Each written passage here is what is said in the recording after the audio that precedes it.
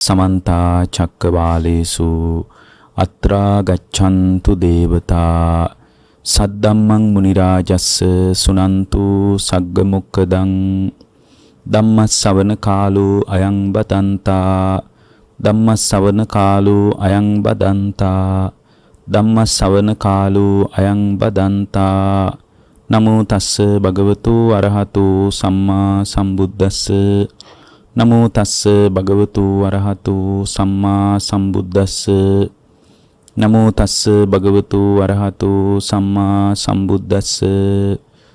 ඒ අපගේ ශාස්ත්‍රූ සම්මා සම්බුදුරජාණන් වහන්සේට අප හැම දිනාගේම নমස්කාරය වේවා. පින්වත්නි, සම්මා සම්බුදුරජාණන් වහන්සේ නමක් ලෝකේ පහළ වෙලා ලෝක සත්වයා කෙරෙහි අසීමිත කරුණාවෙන්, දයාවෙන්, අනුකම්පාවෙන් වදාළ ධර්මයේ තුල තමයි මේ සසර බියකරු බව අපට වැටහෙන්නේ. ඒ සාංශාරික බියකරු භාවයේ පිළිබඳ බුදු කෙනෙක් පහළ නොවුණා නම් අපි දන්නෙත් නෑ සංසාරේ මෙබඳු ස්වභාවයකින් යුක්තයි කියලා. අපිට වැටහීමකුත් නැහැ. ඒ නිසා මේ සංසාරේ බියකරු භාවයේ පදනම් කරගෙන සසර බිය උපදවාගෙන සාංශාරික ජාලයෙන් නිදහස් වීම පිණිස තමයි මෙබඳු ධර්මයක උපකාරය, රැකවරණය, ආරක්ෂාව අපි හදාගත යුතු වන්නේ. සංසාරයේ බොහොම බිහිසුණු එකක්. ඉපදෙමින් මැරෙමින් යන සංසාරයේ වර්ණනා කරන්න පුළුවන් කමක් නැහැ. හැම තැනකම සංසාරික ජීවන චර්යාව තුළ විඩාබර භාවයයි තියෙන්නේ. පීඩාකාරී භාවයයි තියෙන්නේ. කාම ලෝකයේ තුල ඇති මනුස්ස ලෝකයේ තුල උනත් බලන්න මොනතරම් විඩාවක් පීඩාවක් තියනවද කියලා. ජීවිත තෘෂ්ණාව තියෙන නිසා එබඳු විඩාවක්, එබඳු පීඩාවක් තියනවා කියලාවත් ගොඩක් දෙනෙක් පිළිගන්න ලෑස්ති නැහැ. එහෙම පිළිගන්න මිනිස්සු ලෑස්ති නැත්තේ වෙන මොකුත් නිසා නෙමෙයි. මිනිස්සු එහෙම පිළිගන්න ලෑස්ති නැත්තේ පින්වත්නි, හැම මිනිස්සෙකුටම පවතින ජීවිත තෘෂ්ණාව නිසා. අපි හැම කෙනෙකුටම ජීවිත තෘෂ්ණාවක් පවතිනවා. ඒ ජීවිත තෘෂ්ණාව නිසාම මෙබඳු සංසාරයක මෙබඳු විඩාබර භාවයක් පවතිනවා කියලා වුණත් එයා පිළිගන්න කැමති නැහැ. ඒ නිසා ඊට බිහිසුණු භයානක සංසාරයකයි අපි නැවතිලා ඉන්නේ. මේ සාංශාරික දුක බුදුරජාණන් වහන්සේගේ ශ්‍රාවකෙක් හොඳට ඉගෙන ගන්න ඕන. ඒක හොඳට තේරුම් ගන්න ඕන. තේරුම් අරගෙන ඊට විකල්පයක් විදියට තමයි ධර්මයේ පැත්තට එන්න අවශ්‍ය වන්නේ. ඒකට පුද්ගලයා තුළ පවතින ක්ෂණ සම්පත්තිය හරියට උදව් කරනවා.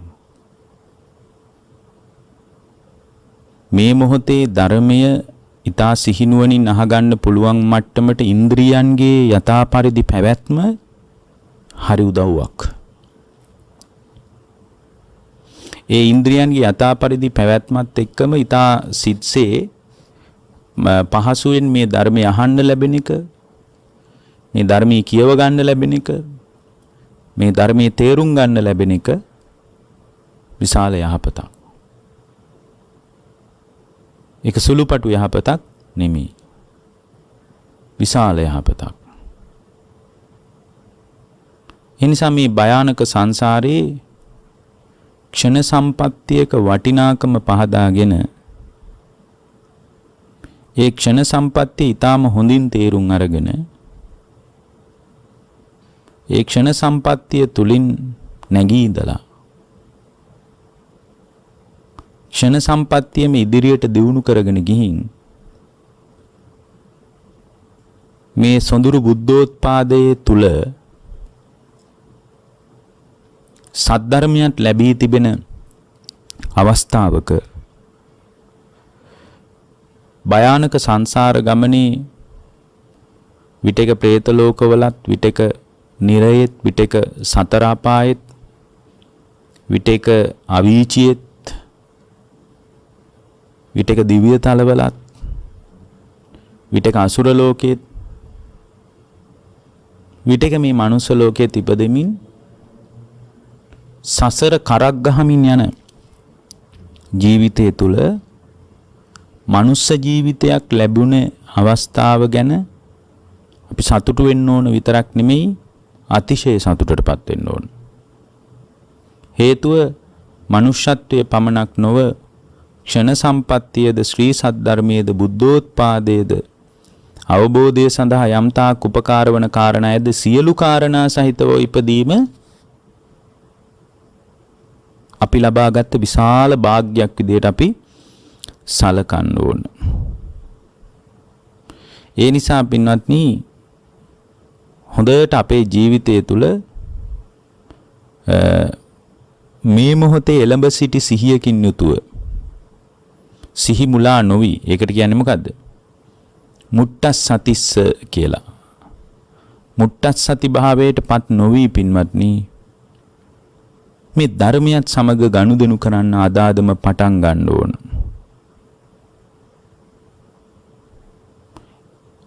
ඒ වගේම බුදුරජාණන් වහන්සේගේ ධර්මයට අනුව මේ ධර්මය දියුණු කරගන්න පුළුවන් කියන හැඟීම ඇති කරගන්න ඕන.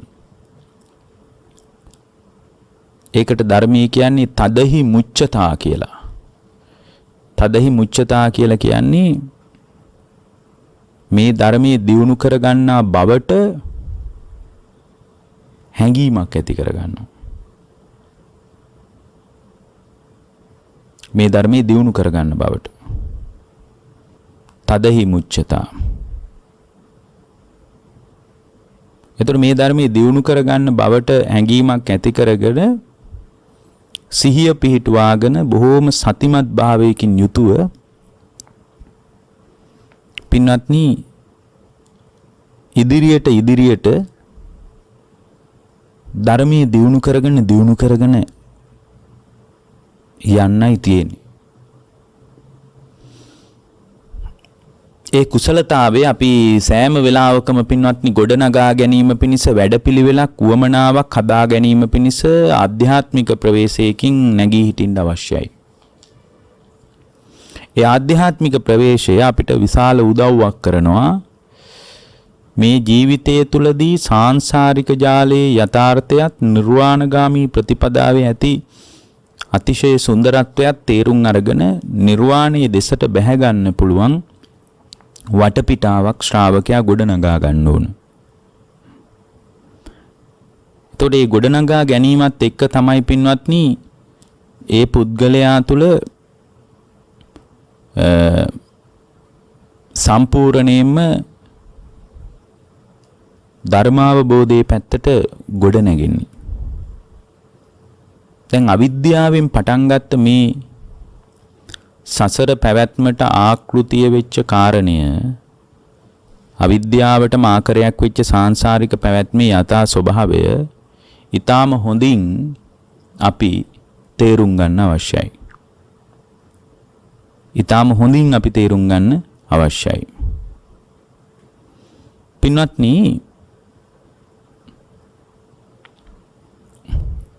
මේ නිර්වාණය කියන ස්වභාවය අවිද්‍යා සහගතව ඇතිවෙන ක්‍රියාවලියේම ඒ කියන්නේ අවිද්‍යා සහගතව ඇතිවෙන ක්‍රියාවලිය තුලම ලබන අත්දැකීමේ ප්‍රතිඵලයක්. අවිද්‍යා සහගත ක්‍රියාවලිය තුල ලබන අත්දැකීමක් තියෙනවනේ. මොකක්ද ඒ අත්දැකීම? ඒ අත්දැකීම තමයි ජරා මරණ. අපි අත්දකින්නවනේ ජරා මරණ දුකක්. අන්නේ ජරා මරණ ස්වභාවය ඉදිරියේ මේ ජරා මරණයන්ට විකල්පයක් හැටියට තමයි එතනින් ඉදිරියට ඒ පුද්ගලයා තුල නිර්වාණය දක්වා ඇති වෙන විවිධ ආධ්‍යාත්මික ප්‍රවේශයන් ක්‍රමානුකූලව ගොඩනැගෙන්න පටන් ගන්නෙ. එතකොට මේ අවිද්‍යාව කියන ස්වභාවය පදනම් කරගෙන ඔබ දන්නවා පුද්ගල సంతානය තුල සංස්කාරයන් ගොඩනැගෙනවා. ඒවා ගැන මීට කලින් අපි දේශනා කරලා තියෙනවා. මේ සංස්කාර කියන ස්වභාවයෙන්ම පදනම් කරගෙන ඒකම හේතුවක් වෙලා තමයි ඒ තැන ප්‍රතිසන්දි විඥානයේ ප්‍රතිසන්දිය ලබන්නේ. ප්‍රතිසන්දි විඥානයේ ප්‍රතිසන්දිය ලබන්නේ සංස්කාර ප්‍රත්‍යයෙන්. ඒකට ධර්මයේ කියන්නේ සංඛාර පච්චයා විඥානං කියලා. සංස්කාරම ප්‍රත්‍ය කරගෙන විඥානේ පිලිසරණ වෙනවා. ඉබේම පිහිටනවා නෙමෙයි. දෙවියෙක් පිහිටවනවත් නෙමෙයි. Tamanට ඕන වෙලාවට පිහිටනවත් නෙමෙයි. මේ විඥානයේ පිහිටීම පදනම් කරගෙන තමයි විඥානයේ ප්‍රත්‍ය කරගෙන නාම රූප කියලා ධර්ම දෙකක් වැඩෙන්න පටන් ගන්නෙ. විඥානයේ පදනම් කරගෙන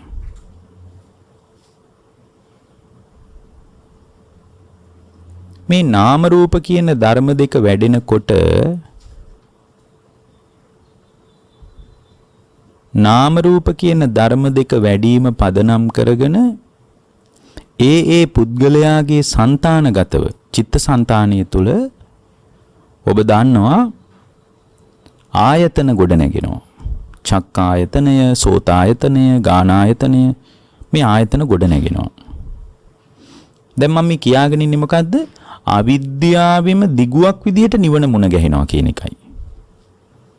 දැන් බලන්න මේ අවිද්‍යාසහගත ක්‍රියාවලියේදී එක්තරා තැනකදී අපි මේ අවිද්‍යාසහගත ක්‍රියාවලිය පිළිබඳ අතෘප්තිමත් වෙනවා. ඒ අතෘප්තිමත් භාවය ඇති වෙන්නේ සංසාරේ බියකරු භාවයේ තේරුම් ගැනීමත් එක්කයි. සංසාරේ බියකරු භාවයේ තේරුම් ගැනීමත් එක්කම සංසාරය පිළිබඳ මහා අතෘප්තිකර හැඟීමක් අතෘප්තිකර භාවයක් උපදිනවා. ඒ අතෘප්තිකර භාවය තුලින් ඉදිරියට නිර්වාණගාමී මාර්ගයේ මුණ ගැහෙනවා. එහෙමනම් අවිද්‍යා සහගත ක්‍රියාවලියේම එක්තරා දිගුවක් විදියටයි නිර්වාණගාමී මාර්ගයේ මුණ ගැහෙන. මේක වැරදි විදියට අල්ලගන්න එපා. අවිද්‍යා සහගත ක්‍රියාවලියට විකල්පයක් විදියට දිගුවක් විදියටයි ඔය බලන්න උපනිෂ සූත්‍රයේම ඔක ලස්සනට පැහැදිලි කරලා තියෙනවා. දිගුවක් විදියටයි අවබෝධයේ පැත්තට ශ්‍රාවකයා නැමෙන්නේ. ඒකට හේතුව මේ අවිද්‍යා සහගත ක්‍රියාවලිය පිළිබඳ අතෘප්තියක්, අසහනයක්, පීඩාකාරී භාවයක් Tamanට දැනෙන්න පටන් ගන්නවා.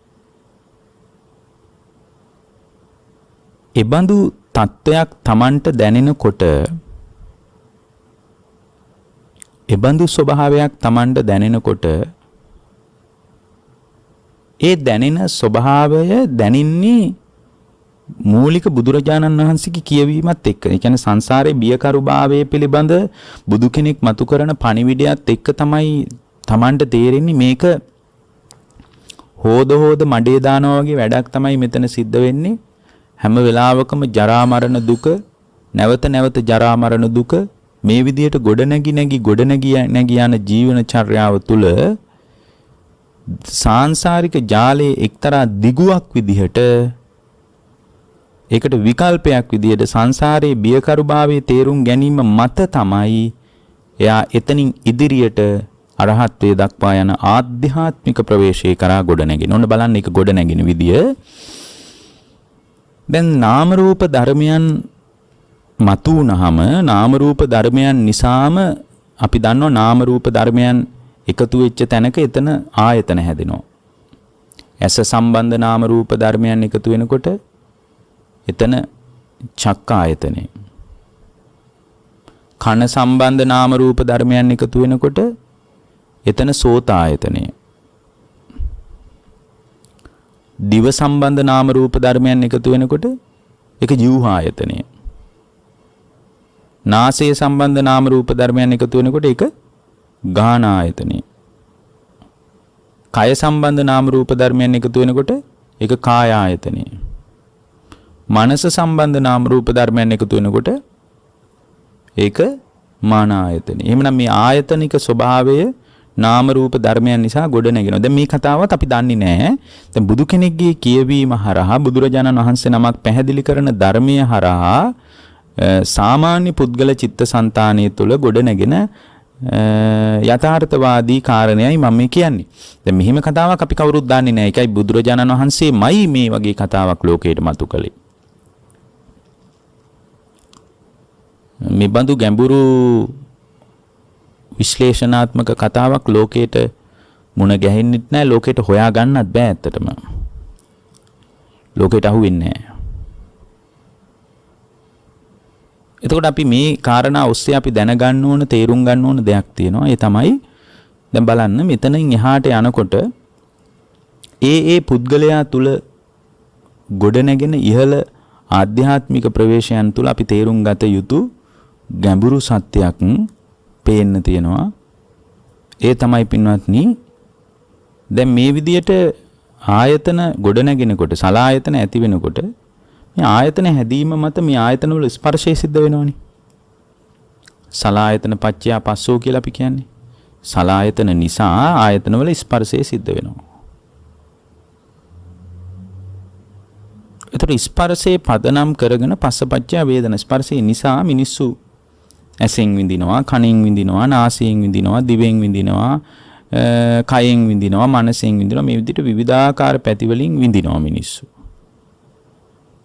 විඳිනවා. මේ විදිහට විඳිනකොට විඳීම නිසාම පින්වත්නි විඳින තැන්වල හිතේ තණ්හාව උපදිනවා.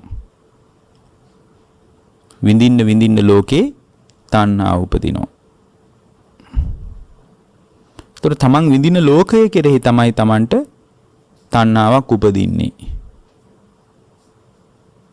ඒතර විඳින දේවල් කෙරෙහි තමන්ගේ හිතේ තණ්හාව උපදිනකොට ඇසෙන් රූප විඳිනකොට චක්කු සම්පස්සජා වේදනාව නිසා රූප තණ්හා ඇති වෙනවා. කනෙන් ශබ්ද විඳිනකොට සෝත සම්පස්සජා වේදනාව නිසා ශබ්ද තණ්හා උපදිනවා. නාසයෙන් ගඳ සුවඳ විඳිනකොට ගන්ධ තණ්හාව නිසා නාසයෙන් ගඳ සුවඳ විඳිනකොට ගාන සම්පස්සජා වේදනාව නිසා ඒ පැත්තෙන් තණ්හාව උපදිනවා. දිවෙන් රස විඳිනකොට ජීවහා සම්පස්සජා වේදනාව නිසා වේදනාව පදනම් කරගෙන රස තණ්හා උපදිනවා. කයෙන් පහස විඳිනකොට ඒ පහස විඳීමම අරමුණු කරගෙන පින්වත්නි ඒ පුද්ගලයා තුල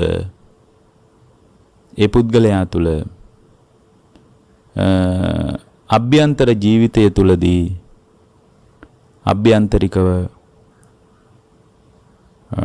පොට්ටබ්බ තණ්හා උපදිනවා. මනසින් අරමුණු වින්දනය කරනකොට ධර්මයන් වින්දනය කරනකොට ඒ කාරණේ පදනම් කරගෙන ධම්ම තණ්හා උපදිනවා. මේ විදිහට තමයි සාමාන්‍යයෙන් තණ්හා උපදින්නේ. දැන් මේ විදිහට තණ්හා උපදිනවා කියලා අපි දැනගත්තේ කොහොමද? ඒතර මේක දැනගත්තේ බුදුරජාණන් වහන්සේගේ කියවීම තුලින් මිසක් අපිට මොකක්වත් ප්‍රායෝගික අවබෝධයක්වත් අපිට ප්‍රායෝගික දැනීමක්වත් මොකක්වත් අපිට ඇති වෙලා නැහැ. අපි දන්නෙත් නැහැ මේ බඳු ස්වභාවයක් ගැන අපිට හරියට හැඟීමක් නුවණක් නැහැ පින්වත්නි. මේ විදියට ලෝකය ගොඩනැගෙනකොට මේ ගොඩනැගිච්ච ලෝකය තුල පින්වත්නි මේ ගොඩනැගිච්ච ලෝකය තුල සෑම වෙලාවකම තණ්හාව පදනම් කරගෙනම ඒ තැන හිත දැඩිව අල්ල ගන්නවා. රූප අල්ල ගන්නවා, ශබ්ද අල්ල ගන්නවා. මේ ආදී උපාදානයන් හිත තුල ගොඩනගෙනවා. කාම උපාදාන වශයෙන්, ditthi උපාදාන වශයෙන්,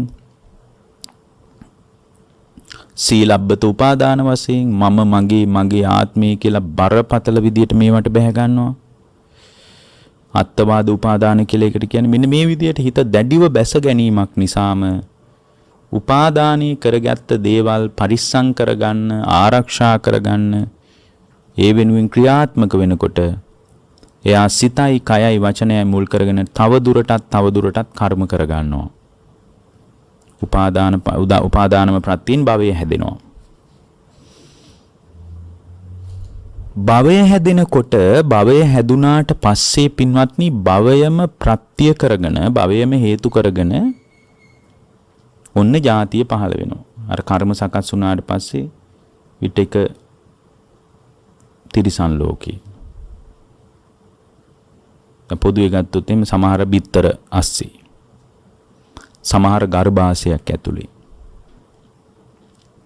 සමහර කුණු ගොඩවල් වල, රොඩු ගොඩවල් වල, සමහර උපපාතිකව. මෙන්න මේ විදියට තම තමාගේ సంతానගතව ජාතිය කියන එක පහළ වෙන. ඒකට උදව් කරන්නේ විපාක පිණිස ගොඩනැගිච්ච කර්මය. ඒතර මේ ජාතියට අනුව ඒ ජාතියේ ස්වභාවයට අනුව පින්වත්නි අපිට ජරා මරණ දුකට මූණ දෙන්න වෙනවා. ඒක ජාතියේ ස්වභාවයට අනුව වෙන දෙයක්. ජාතියේ ස්වභාවයට අනුව අපිට නොඑක ආකාරයේ ජරා මරණ දුක්ඛ ස්කන්ධයන්ට අපිට විවෘත වෙන්න වෙනවා, මුහුණ දෙන්න වෙනවා. එතකොට මේ ජරා මරණ දුකට අපි මුහුණ දෙනකොට පින්වත්නි මේක තමයි අපි මුහුණ දෙන දුක. එතකොට මේ දුක කේන්දරයේ නිසා ඇති වුණා කියලා අපිට දැන් පේන්නේ නැහැ. නැකතක් නිසා ඇති වුණා කියලා අපිට පේන්නේ නැහැ. දෙයියෝ නිසා ඇති වුණා කියලා අපිට පේන්නේ නැහැ. මොකක් නිසා මේ දුක ඇති වුණා කියලාද පින්වත්නි අපිට පේන්නේ? මේ දුක ඇති වුණේ කුමක් නිසාද? මේ දුක ඇති වුණේ පින්වත්නි වෙන කවරක්වත් නිසා නෙමෙයි, උපන් නිසා. එහෙමනම් හොඳ තැනක ඉපදුනා කියලා අවුල විසඳෙන්නේ නැහැ. දැන් ලංකාවේ ඉපදිච්ච සමහර මිනිස්සු කියනවා ලංකාවේ ඉපදුන්නේ නැත්තම් හොඳයි, වෙන රටක ඉපදුනා නම් හොඳයි.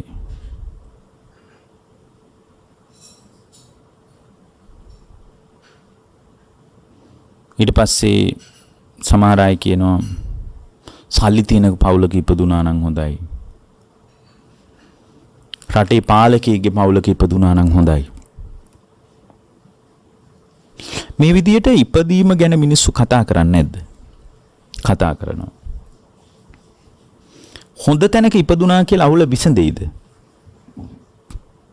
හොඳ තැනක ඉපදුනා කියලා මේ අවුල විසඳෙන්නේ නැහැ පින්වත්නි. අවුල ඉපදීමමයි. ඉපදීමම නම් අවුල. හොඳ තැනක ඉපදුනා කියන කාරණේ මත මෙබඳු ප්‍රශ්නයක් විසඳ ගන්න ලැබෙන්නේ නැහැ. මෙබඳු ප්‍රශ්නයක් විසඳ ගන්න ලැබෙන්නේ නැහැ. මොකද ඉපදීමමයි අවුල. ඉපදුණු නිසාමයි ජරා මරණ දුක. ඔතනින් ඔන්න ඔය ජරා මරණ දුක සාංශාරික බව. ඒ කියන්නේ ඉපදීම කියන ස්වභාවයේ සංසාරයේ දුක හදලා දෙන මූලික පදනම නිසා ඔන්න ඕකට විකල්පයක් විදියට තමයි අපි ශ්‍රද්ධාව ගොඩනගාගත යුතු වන්නේ. අන්න බලන්න කොයිතරම් ලස්සන කතාවක්ද. ඕකට විකල්පයක් විදියට තමයි ශ්‍රද්ධාව ගොඩනගාගත යුතු වන්නේ. ඕකම තමයි කියන්නේ අර කාච බික්කවේ සද්ධාය උපනිසා දුක්ඛස්ස තිස්ස වචනීයං. මහණෙනි මේ ශ්‍රද්ධාව කියන එක දුක පදනම් කරගෙන ඇති කරගත යුතු දෙයක්. මේ දුක කියන ස්වභාවයේ නිසයි අපි ශ්‍රද්ධාව හදා ගන්න ඕන. මේ ලෝකයේ දුක කියලා ස්වභාවයක් නැත්නම් මේ ලෝකයේ දුක කියලා ස්වභාවයක් පේන්න නැත්තම් දුක කියලා ස්වභාවයක් දකින්නත් නැත්තම් පින්වත්නි කිසිම තේරුමක් නැහැ ශ්‍රද්ධාව හදාගෙන. ඇත්තටම දුක කියලා ස්වභාවයක් නැත්තම් බුදු කෙනෙක්වත් මේ විශ්ව ධාතුව මත පහළ වෙන්නේ නැහැ. ඉතින් පහළ වෙලා වැඩක් නැහැ නේ. පහළ වෙන එකේ කිසි තේරුමක් නැහැ. එහෙමනම් අපිට එක දෙයක් පැහැදිලි. බුදු කෙනෙක් පහළ වෙන්නේම මේ දුකට විසඳුමක් ඉදිරිපත් කරන්න නම් මේ දුක පිළිබඳව මේ පටිච්ච සමුප්පන්නව අවිද්‍යාසහගත ක්‍රියාවලියේම දිගුවක් විදියට මුහුණ දෙන දුක්ඛස්කන්ධය තේරුම් අරගෙන මේ බඳු විස්මිත කතාවක් පැහැදිලි කරපු බුදුරජාණන් වහන්සේ පිළිබඳව විශ්වාසයක් හදා ගන්නවා. අවිච්ඡ ප්‍රසාදයක් හදා ගන්නවා. කාටවත් හොලවන්න බැරි පැහැදීමක් හදා ගන්නවා. බුදුරජාණන් වහන්සේ ගැන කාටවත් හොලවන්න බැරි පැහැදීමක් හදා ගන්නවා ධර්මයේ ගැන. කාටවත් හොලවන්න බැරි පැහැදීමක් හදා ගන්නවා සංඝයා ගැන. කාටවත් හොලවන්න බෑ. බුදුරජාණන් වහන්සේ පිළිබඳ ධර්මයේ පිළිබඳ සංඝයා පිළිබඳ මේ චලනය වෙන්නේ නැති හොලවන්න බැරි පැහැදීමක් හදා ගන්නවා. අන්න ඒ ශ්‍රද්ධාව හරිම ආනුභාව සම්පන්නයි. ඒක මේ බාහිර කෙනෙක්ගේ වචන වලට හොලවන්න බෑ. බාහිර කෙනෙක්ගේ හැසිරීම් වලට හොලවන්න බෑ. මොකද ඒක යාගේ අම්මා කියපු නිසාවත් තාත්තා කියපු නිසාවත් පරම්පරාවෙන් කියපු නිසාවත් මේ කුමන දෙයක් නිසාවත් උද්ගත වෙච්ච තත්වයක් නෙමෙයි මේ තත්වය. මේ තත්වය උද්ගත වුණේ වෙන කවරක් නිසාවත් නොව මේ දුකේ යථාර්ථය තේරුම් ගැනීමෙන්. දුකේ යථාර්ථය තේරුම් ගැනීමෙන්. ඒකට විකල්පයක් විදියට තමයි මේ පුද්ගලයා තුළ මේ ශ්‍රද්ධාව ගොඩනැගිලා තියෙන්නේ. ඒකට විකල්පයක් විදියට. එතකොට ඒකට විකල්පයක් විදියට ගොඩනැගිච්ච මේ ශ්‍රද්ධාව බොහොම හේතු සහිතයි පින්වත්නි. අවිද්‍යාසහගතව ගොඩනැගිලා ආපු මේ ජරා මරණ දුක මොනතරම් මහා කරුමයක්ද? මේක වර්ණනා නොකළ යුතු තත්වයක්මයි කියන අදහස ඇති කරගෙනයි දැන් මේ ශ්‍රද්ධාව. ඒක හරිම හොඳ පදනමක් පින්වත්නි. දැන් මෙතන ඒකයි මං කිව්වේ දැන් මේ අවිද්‍යාසහගත හේතුඵල ධමයේම දිගුව තමයි ශ්‍රද්ධාව. දුක නම් දුකට හේතුවක් විදියට විකල්පයක් විදියටයි යා තුළ ශ්‍රද්ධාව ගොඩනැගෙන්නේ. එතකොට විකල්පයක් විදියට මේ පුද්ගලයා තුළ ශ්‍රද්ධාව ගොඩනැගුණාට පස්සේ මේ ශ්‍රද්ධාව කියන ස්වභාවය හේතු සහිතව ඇති වෙන තත්වයක්. හේතු සහිතව ඇති වෙන තත්වයක්. නිකම් ඇති වෙන තත්වයක් නෙමෙයි. එතකොට මේ ශ්‍රද්ධාව කියන ස්වභාවය ඇති වුණාට පස්සේ දුක තමයි ශ්‍රද්ධාව හදලා දෙන්නේ. සංසාරික දුක, ඊට භයානක සංසාරික පැවතුම් පිළිබඳ අවබෝධය එයා තුල ගොඩනැගිච්ච සුතමේ ඥානය කිව්වත් වරදක් නැහැ. සත්පුරුෂ ධර්මයට ඇතිවෙච්ච ලෙන්ගතුකම නිසා සංසාරේ මෙබඳු බිහිසුණු ස්වභාවයක පවතින්නක් කියලා තේරුම් අරගෙන මේ පුද්ගලයා තුල ගොඩනැගිච්ච මේ ශ්‍රද්ධාව ඇති වුණාට පස්සේ ඒ ශ්‍රද්ධාවම උදව් කරනවා තමා තුල පාමුජ්ජයක් උපදව ගන්න. පාමුජ්ජයක්. එතකොට මේ ශ්‍රද්ධාවේ උපකාරයේ මතුවෙනවා පාමුජ්ජයේ පිණිස. පාමුජ්ජය කියලා මෙතන කතා කරන්නේ ප්‍රමුදිත භාවයයි. ප්‍රමුදිත භාවය කියලා කියන්නේ යෞවන ප්‍රීතිය කිව්වත් වරදක් නැහැ.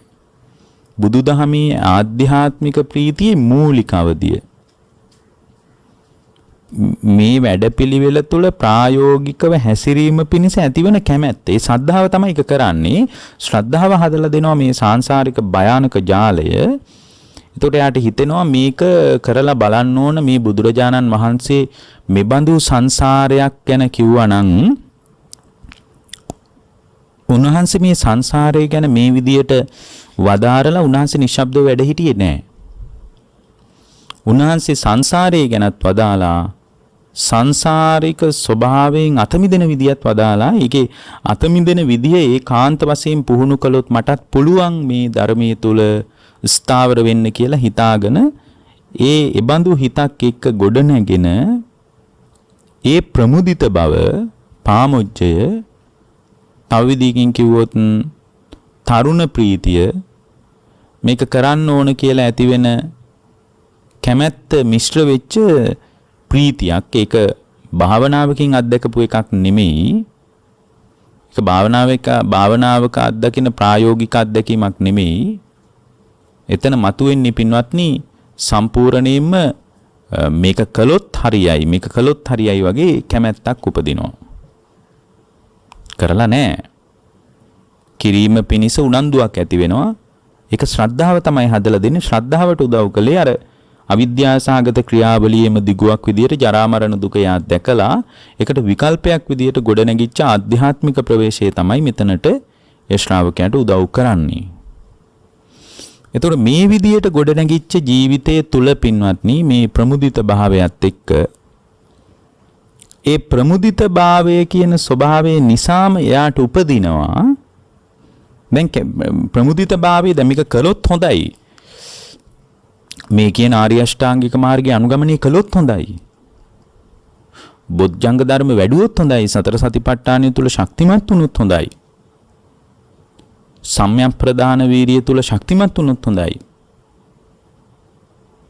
එර්ධිපාද ධර්මයන් දියුණු කළොත් දියුණු කරලා නැහැ තාම. කළොත් හොඳයි කියලා ඒක කළොත් හරියයි වගේ එකක් එක්ක පොඩි ප්‍රීතියක් ඒ හිත තුල උද්ගත වෙනවා. ප්‍රීතියක්. ඒකට අපි කියන්නේ පාමුජ්ජය කියලා. පාමුජ්ජය. ප්‍රමුදිත භාවය. කිරීම පිණිස ඇති කැමැත්ත මිශ්‍රිත ප්‍රීතිය. කැමැත්ත මිශ්‍ර වෙච්ච ප්‍රීතිය. කළොත් හරියයි වගේ ඇති වෙන ප්‍රීතිය. අන්නේ ප්‍රීතියත් එක්ක කරලා නැති කළොත් හරියයි වගේ කියලා හිතෙන පාමුජ්ජයත් එක්ක පින්වත්නි එයා මේ ධර්මයට ක්‍රමානුකූලව බැහැ ගන්නවා. ක්‍රමානුකූලව බැහැගෙන එයා දැන් සද්ධාවෙම හදාගෙනනේ තියෙන්නේ. සද්ධාවමනේ උදව් කරන්නේ දැන්. එයා උන්න ආධ්‍යාත්මිකව ප්‍රවේශ වෙනවා. ආධ්‍යාත්මිකව ප්‍රවේශ වෙනවා කියන්නේ ඉතින් අර භාවනාවත් එක්කයි දැන් එයා මේක කළොත් හරියයි කෙලෙස් සංසිඳීම පිණිස උදව් වෙයි කියලා හිතාගෙන එයා මේ වැඩපිළිවෙල පිණිස ඔන්න අවතීර්ණේ වෙනවා. අවතීර්ණේ වෙනකොට පින්වත්නි අවතීර්ණී වෙච්ච තැනක ඒ පුද්ගලයා තුල හොඳට මොකක් හරි කර්මස්ථානයක් ඉගෙනගෙන මොකද බුදුරජාණන් වහන්සේ කිරේ ඇතිවෙච්ච ශ්‍රද්ධාව එයා තුල සැලකිය යුතු දහම් දැනුමක් හදනවා. ඒ ශ්‍රද්ධාව නිසානේ අදත් මේ දේශනාවට ඔබ කන් දෙන්නේ. මේ බණ ටිකට ඔබ කන් දෙන්නේ ඔබ තුල පවතින ශ්‍රද්ධාව නිසාමයි. එතකොට ඔබ තුල යම්කිසි අවබෝධයේ පිණිස ධර්මාවබෝධයේ පිණිස උපකාරාර්ථයෙන් වැදගත් වෙන දහම් පරයයක් පිළිබඳ හැඟීමක් තියෙනවා. ඒ කියන්නේ සුතමේ ඥානයත් යම් තාක් දුරට තියෙනවා. ඒත් එක්ක මෙයා අහගත්ත භාවනාමය අත්දැකීමක් පදනම් කරගෙන එයා ඒක ක්‍රමානුකූලව පුහුණු කරන්න පටන් ගන්නවා. මොකද කළොත් හරියයි කියන විශ්වාසය තිබ්බනේ පාමුජ්ජේ. කරනකොට පින්වත්නි විතර්ක, විචාර, ප්‍රීතිය, සුඛය මෙන්න මේ විදිහට අපි කතා කරන භාවනාවක ලැබෙන අත්දැකීමක ලැබෙන මූලික අත්දැකීම වෙච්ච සිතේ සංසිඳීමත් එක්ක ඇවිස්සි හිතිබ්බ හිත සංසිඳීමත් එක්ක පින්වත්නි නික්කම්මයට බර කාමයට බර නැති ප්‍රීතියක් ඒ හිත තුල උපදිනවා. ප්‍රීතියක් ඒ හිත තුල උපදිනවා.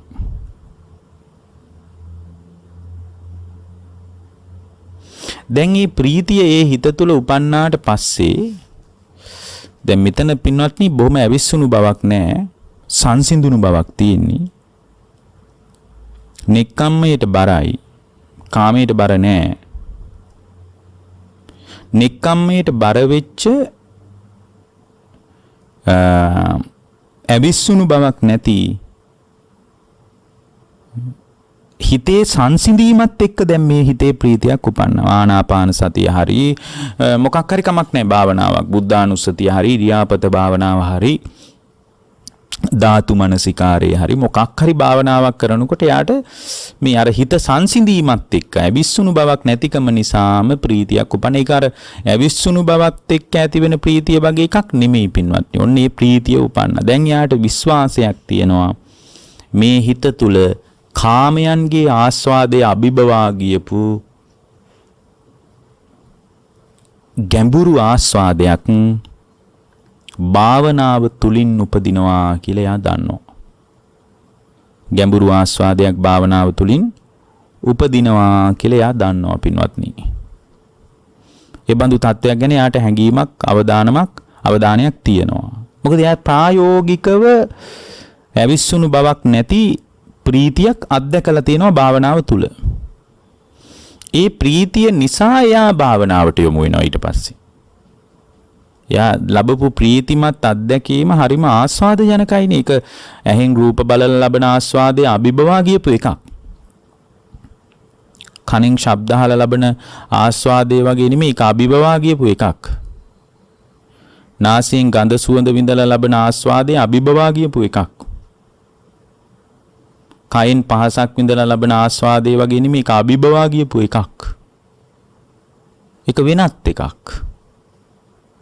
ඒකේ තියෙන වෙනත් රහක්. එතකොට ඒ ස්වභාවයේ මත පින්වත්නි ඒ ශ්‍රාවකයා Tamanගේ ජීවන චර්යාව ගොඩනගා ගන්නකොට පින්වත්නි මේ ප්‍රීතියත් එක්කම ඒ ප්‍රීතිය ඇති වුණාට පස්සේ ඒ ප්‍රීතිය පිණිස යා භාවනා කරනකොට ඒ ප්‍රීතිය නිසාම එයා තුල සංසිඳීමක් ඇති වෙනවා. සංසිඳීමක්. ඒ කියන්නේ සිතෙත් සංසිඳීමක් ඇති වෙනවා, කයෙත් සංසිඳීමක් ඇති වෙනවා. ඒ සංසිඳීමට තමයි කියන්නේ පින්වත්නි බුදුරජාණන් වහන්සේගේ බුද්ධ දේශනාව තුල සුඛය කියලා. කය මනස තුල මහ සුඛයක්. අර ප්‍රීතිය නිසායි ඒක ඇති වුනේ. ප්‍රීතිය නිසා පින්වත්නි සිතයි කයයි දෙකම සංසිඳිච්ච බවක් ඇති වෙනවා. එතකොට යාට තවත් උත්තේජනාත්මකයි. මොකද ප්‍රීතිය විතරක් නෙමෙයි කය පුරාම විහිදිලා ගිය බොහොම සනීපයක්, සුඛයක්, සැපයකුත් මේ තුල තියෙනවා කියලා යාට විශ්වාස. දැන් බලන්න මේ දිගුව අවිද්‍යාසහගත ක්‍රියාවලිය දෙස බලාගෙන හිටපු ශ්‍රාවකයෙකුට මුණ ගැහිච්ච දුකෙන් නිදහස් වීමේ වැඩපිළිවෙල තුලයි මේ බඳු අතිශය චමත්කාර ජනක අධ්‍යක්ීම් සමුදායකට ඒ ශ්‍රාවකයා මුහුණ දෙන්නේ. දැන් ඔන්න යා තුල සංසිඳිච්ච බවක්, සිතයි කයයි දෙකම සංසිඳිච්ච බවක්, ඇවිස්සුණු බවක් නැති කය සැහැල්ලු වෙලා යා තුල සැපයක් උපදිනවා. බොහොම සැපසහගත භාවයක් උපදිනවා. ඔන්න ඔය සැපය ඇති වුණාට පස්සේ හිතට නොඑක ආකාරයේ සිතුවිලි ධර්ම ගලාගෙන නොයේම පදනම් කරගෙන කෙලෙස් ගලාගෙන කෙලෙස් සහගත කල්පනාවන් Tamanගේ හිත පැත්තට ගලාගෙන නොයේම පදනම් කරගෙන පින්වත්නි ඒ ශ්‍රාවකයා තුල සමාධිය උපදිනවා. ඒකට හේතුව තමයි එයා තුල නික්කම්මයට බර වූ සංසිඳුණු බවක් ඇති වුණා. ඒත් එක්කම එයා තවදුරටත් ඒ වෙනුවෙන් භාවනා කළා. එතකොට සිතයි කයයි දෙක හොඳට සංසිඳුණා. සංසිඳිච්ච තැනක යාගේ හිත හොඳට සමාධිගත වුණා. දැන් සමාධිගත වෙනකොට යාට අර භාවනා කරපු අරමුණ තුලම වාසය කරන්න ලැබෙනවා. හිත විසිරුණු බවක් නෑ දැන්. හිත තුල හැකිලුණු බවකුත් නැහැ, විසිරුණු බවකුත් නැහැ. හිත හරිම ප්‍රබෝධමත්. බොහෝම සමාහිත බවක් Tamanගේ හිත තුල ඇති වෙලයි තියෙන්නේ. ඒ සමාහිත වෙච්ච තැනක මොකද සමාහිත වීමට සුඛය, ප්‍රීතිය, පස්සද්ධිය මේව බලපානවා. මේව නැත්තම් සමාධියක් උපදින්නේ නැහැ. ඒ නිසා තමයි බොහොම පහසුවෙන් වාඩි වෙන්න කියන්නේ භාවනා කරද්දී. ඇයි? පස්සද්ධිය බලපානවා, සුඛය බලපානවා, ප්‍රීතිය බලපානවා, සමාධියක් උපදව ගන්න. එතකොට මේ ඒ පුද්ගලයා තුල පින්වත්නි සමාධිය උපන්නට පස්සේ ඒ කියන්නේ සමාධිය කියන්නේ චිත්ත ඒකාග්‍රතාවය උපන්නා. එතකොට මිච්ඡා සමාධිය කියලා කියන්නේ පංච නීවරණ මත එකඟ භාවයක්. නීවරණ සමග එකඟ වෙනවා. ඉතින් හිත විසිරෙන්නේ නැහැ. මිච්ඡා සමාධිය නම් අපිට ඕන තරම් වැඩිලා තියෙනවා. සංසාරයේදීත් මිච්ඡා සමාධිය අපි හොඳට දියුණු කරලා තියෙනවා. ඒ නිසා අකුසල් පැත්තට කල්පනා කළොත්, කාම ලෝකයේ දෙයක් කල්පනා කළොත් ආයි වෙන මොකක්වත් ඔලුවට එන්නේ නැහැ. ඒකෙන් පිට දුවන්නේම නැහැ හිත. ඒකම කල්පනා කරගෙන යනවා. නමුත් ඒක මිච්ඡා සමාධිය. සම්මා සමාධිය උපදින අර භාවනා කර්මස්ථානයේ තුලම චිත්ත ඒකාග්‍රතාවේ උපදිනවා. ඒක උපදවලා දෙන්න උදව් වුනේ නිවීමෙන් ලැබෙන සැපය, සනීපය, සුඛය, ආස්වාදයමයි යාට උදව් කළේ. ඒතකොට ඒ විදියට යාගේ ජීවිතය තුළ සමාධිය උපන්නට පස්සේ දැන් අර භාවනා කර්මස්ථානයේ තුලමයි හිත. පුදුමාකාර චිත්ත ඒකාග්‍රතාවයක් යාගේ හිත තුල පවතින්නේ. අන්න ඒ චිත්ත ඒකාග්‍රතාවයත් සමග ඒ අත්දකින්න චිත්ත ඒකාග්‍රතාවයත් එක්ක පින්වත්නි ඒ විදියට පවතින චිත්ත ඒකාග්‍රතාවය අර භාවනා කර්මස්ථානීය තුල අත්දැකීමම තිවුර කරනවා. අපි හිතමු ධාතු මනසිකාරය කියලා. එතකොට යාට පේනවා ධාතු ටිකක්මයි වෙන මොකක්වත් නැහැ. තර්ක විතර්ක මතවාද සංවාද මොකක්වත් නැහැ. ඒ භාවනා අරමුණ තුලම හිත පිහිටවලයි තියෙන්නේ. අන්න එතකොට ඒ සමාධිය පදනම් කරගෙන යථාභූත ඥානයක් උපදිනවා.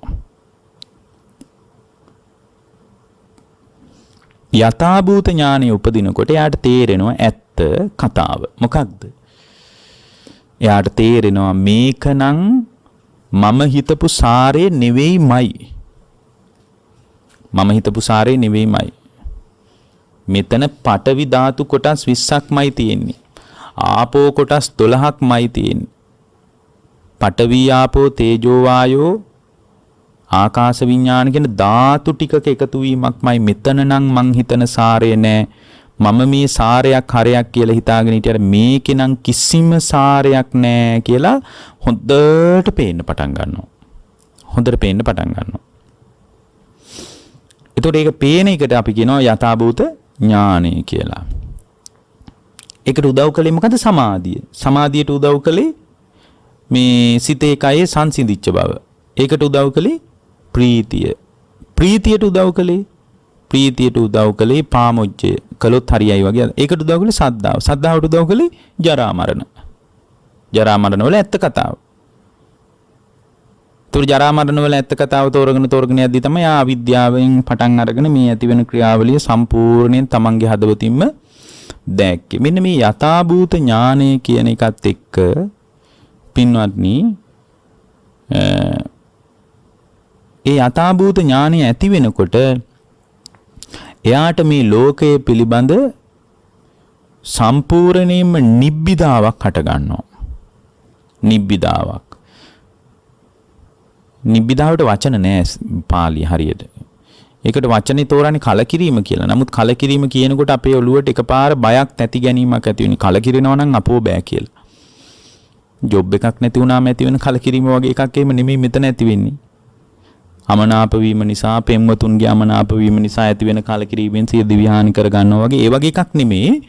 මෙතන ඇති වෙන්නේ පින්වත්නි මේ ලෝකේ යථාර්ථය, මේ කයේ යථාර්ථය දැන ගැනීම මත මේ කය පිළිබඳ මගේ ආත්මය කියලා අල්ලගන්න දෙයක් නෑ නේද කියලා ඒ පුද්ගලයා තුල කලකිරීමක් තමයි උපදින්නේ. ඒක බොහොම ප්‍රශස්ත දෙයක් පින්වත්නි. බොහොම ප්‍රශස්ත දෙයක්. ඒ නිබ්බිදාවම පදනම් කරගෙන යාහ තුල විරාගයක් හට ගන්නවා.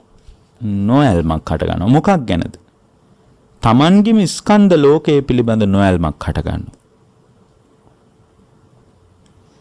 තමන්ගේ ස්කන්ධ ලෝකයේ පිළිබඳ නොයල්මක් හටගත්ත තැනක ඒ නොයල්මම පදනම් කරගෙන පින්වත්නි එයාගේ හිත තුල විමුක්තිය උද්ගත වෙනවා. විමුක්තිය කියලා කියන්නේ විමුක්තිය කියලා කියන්නේ එයාගේ හිත මිදෙනවා. මිදෙනවා. මේ රූප වේදනා සංඥා සංකාර ලෝකෙන් එයාගේ හිත මිදෙන. ඔන්න ඕකේ මිදෙන එක තමයි නිර්වාණය කියලා කියන්නේ. ලොකු කතාන්දර හෙව්වට. එතකොට මිදීම කියන ස්වභාවය ඇති වෙන්නේ පින්වත්නි කයේ ඥානය නිසා. කයේ ඥානය. ක්ෂය වීමේ ඥානය නිසා. ඒ ක්ෂය වීමේ ඥානය කියන්නේ අරහත් සිතට. අරහත් ඵලයේ හේතු කරගෙනම ක්ෂය වුණා කියලා නුවණක්. ක්ෂය වුණාට පස්සේ දැන් අර මිදීමක් ඇති වුණානේ. මිදීම නිසා මිදුණා කියලා නුවණක් පවතිනවා. ඒකටම අපි කියනවා ප්‍රතිවේක්ෂා ඥානය කියලා. රහතන් වහන්සේ තුල පවතින ප්‍රතිවේක්ෂා ඥානයක්. මොකද්ද? ඒකට කියන්නේ කායස්මින් කයේ ඥානං. ක්ෂය වීම පදනම් කරගෙන ක්ෂය වුණා කියලා නුවණක් ඇති වෙනවා. ක්ෂය වීමේ ඥානයක් උපදිනවා. එතකොට මේ ක්ෂය වීමේ ඥානය උපන්නේ පංචස්කන්ධය පදනම් කරගෙනයි. වෙන කිසිම දෙයක් පදනම් කරගෙන නෙමෙයි. එයා දැනගත්තේ පංචස්කන්ධයයි. එයා දැකගත්තේ පංචස්කන්ධයයි. ඥානතෝ පස්සතෝ. ඉති රූපං රූපස්ස සමුදය රූපසත්තංගමෝ කියලා රූපේ මෙසේ රූපේ ඇතිවීම මෙසේ රූපේ නැතිවීම මෙසේ කියලා මේ ඇතිවීම නැතිවීම රූප වේදනා සංඥා සංකාර විඥාන කියන ස්කන්ධයන් තුල ඇති කරගත්ත නුවණම තමයි එයා තුල ස්ථාවර වුණේ. ඒ ස්ථාවර වීමත් එක්ක තමයි මම මේ බඳු දුකකින් නිදහස් වුණා නේද? මම මේ බඳු දුකක් නිමා කළා නේද? මම මේ බඳු දුකකින් මේ බඳු දුකක් අවසන් කළා නේද කියලා ඒ පුද්ගලයා තුල විමුක්තියක් උපදින්නේ. ඒක බොහොම වැදගත් දෙයක්. කයේ ඥානං, ක්ෂය වීමේ ඥානයක්. ඒ ක්ෂය වීමේ ඥානය උපන්නේ ක්ෂය වීම නිසායි. ක්ෂය වීම කියන එක විරාගය නිසා උපන්නා. විරාගය නොයල්ම විරාගය පින්වත්නි නිබ්බිදාව නිසා උපන්නා. නිබ්බිදාව යථාභූත ඥාන දර්ශනය නිසා උපන්නා. යථාභූත ඥාන දර්ශනය සමාධිය නිසා උපන්නා. සමාධිය සුඛය නිසා උපන්නා. සුඛය පස්සද්ධිය නිසා උපන්නා. පස්සද්ධිය ප්‍රීතිය නිසා උපන්නා. ප්‍රීතිය පාමුජ්ජය නිසා උපන්නා. පාමුජ්ජය සද්ධාව නිසා උපන්නා. සද්ධාව දුක නිසා උපන්නා. දුක ඉපදීම නිසා ඇති වුණා. ඉපදීම විපාක පිණිස කර්ම හැදිච්ච නිසා ඇති වුණා. ඒක උපාදානීය නිසා ඇති වුණා. උපාදානීය තණ්හාව නිසා ඇති වුණා. තණ්හාව වේදනාව නිසා ඇති වුණා. වේදනාව ස්පර්ශය නිසා ඇති වුණා. ස්පර්ශය සලආයතන නිසා ඇති වුණා. සලආයතන නාම රූප නිසා ඇති වුණා. නාම රූප විඥානීය නිසා ඇති වුණා. විඥානීය සංස්කාර නිසා ඇති වුණා. සංස්කාර ආවිද්‍යාව නිසා ඇති වුණා. හරියට පර්වතයකට වහිනකොට පහත් බිම් වලට ගලාගෙන එනවා වගේ. දිය ඇලි පිරෙනවා වගේ, දිය අගල් පිරෙනවා වගේ, කුඩා වැව් පිරෙනවා වගේ, මහා වැව් පිරෙනවා වගේ, කුඩා ගංගා පිරෙනවා වගේ, මහා ගංගා පිරෙනවා වගේ, මහා සාගරය පිරෙනවා වගේ. මේ දුක ඇති වෙන විදියත් ලිහෙන විදියත් කොයි තරම් ලස්සනට කියලා තියෙනවද? ඔබ හැම දිනාටම මේ බියකරු සංසාරේ නිමාවීම පිණිස මේ දේශනාව